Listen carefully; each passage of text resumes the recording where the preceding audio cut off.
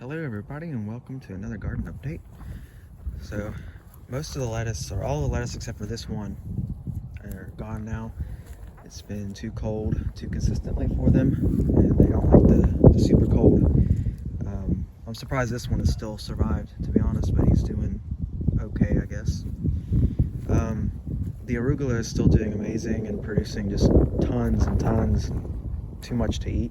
I just eat it constantly, and there's still, every time you pick off of it, a billion more sprouts come out.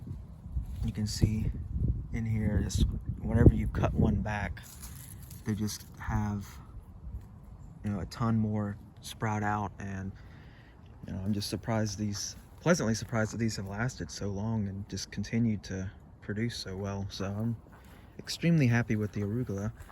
But the main focus of today is going to be the carrots, because these were planted September 10th, and days wise, that should be enough days for most of these. Now I know some of these are really small, like this one on the left here, so I'm not going to pick that one. But this is my first time growing carrots, and so I know they're difficult. So we're just going to see how a couple of these look.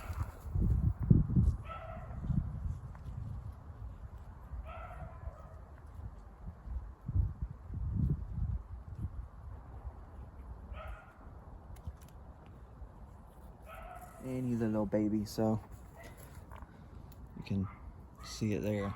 So I'm thinking that I'm probably going to leave him in there a little while longer, even though it's been technically over 120 days. This one looked, like it would be pretty big, but it's still very small. So still plenty edible, but I'm going to leave them in there for another, I don't know, at least a month, I'd say. See if they do anything else, because there's not, I'm just not sure. I mean, some of these look bigger, but it's one of those things where you just don't know until you pull them out, and then you pull them out and gotta go ahead and eat them. So moving on, so we'll go around here and look. I mean, there's the tops of them look great, and you can use the tops for stir fry, which I was kind of wanting to do. It's just I don't want to really pull them out whenever they're not really ready yet. So this one's pretty big. I mean, on the top of it's pretty big. So, ooh, that one actually looks like it might be a pretty nice size. So we'll go ahead and see about pulling that one out and see how he looks.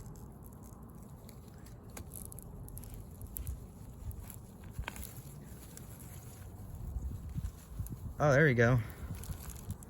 There you go. Look at that one. That's a carrot. Yeah, okay. Sweet. So the other one just needed a little bit more time. So yeah, I'm pretty happy about that. Maybe I'll go around here and pick out a few others that look, oh, I can get them untangled, because there's just such a tangled mess here of carrots and arugula everywhere.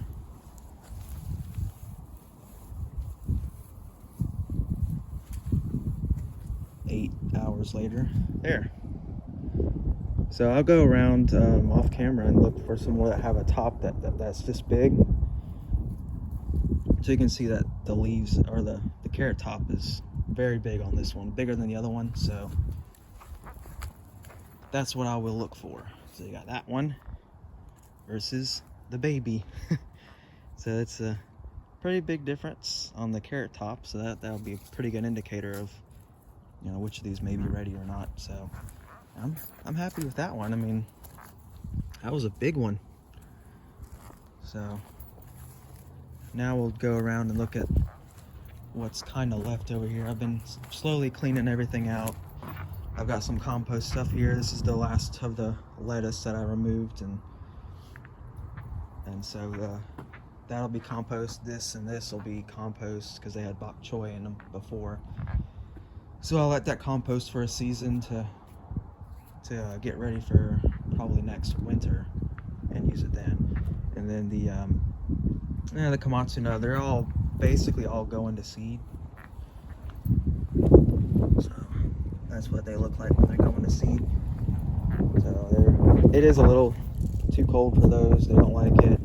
The bok choy, I mean, there's not much left of those. I've already cleared out most of those previously. There's just these few left, which there's probably enough I can make a stir fry out of them. I've had so much bok choy stir fry, like I'm pretty much burned out.